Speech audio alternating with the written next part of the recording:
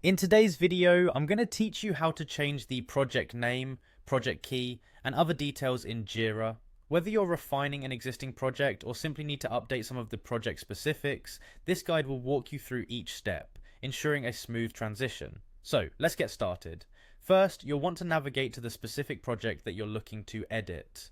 Once you've located it, look over to the sidebar and select Project Settings. This is your main hub for managing all sorts of details related to your project, and it forms the foundation for the changes we're about to make. Once you're within Project Settings, the next step is to click on the Details tab. This is where you have access to various fields that you can edit, providing flexibility in how your project is defined and managed. It's important to be precise here, as these details not only help with internal organization, but can also impact how your project is viewed by others in your team. Now let's focus on changing the project name. Locate the name field within the Details tab, simply click on it and type in the new name you wish your project to be identified by. Having a well thought out project name can improve clarity and focus for the entire team. Next, we move on to the project key field. This is an equally important identifier in Jira. The project key appears in various parts of Jira, so make sure the key you choose is memorable and relevant. Click on the field to edit and enter your desired new project key. Remember, it's typically a good idea to keep this short and recognizable.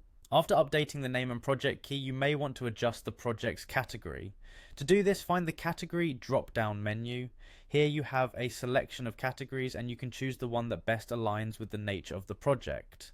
Proper categorization can help in filtering and reporting within Jira. Next on the list is updating the project lead. In the project lead drop-down, select the individual who will be responsible for steering the project to success.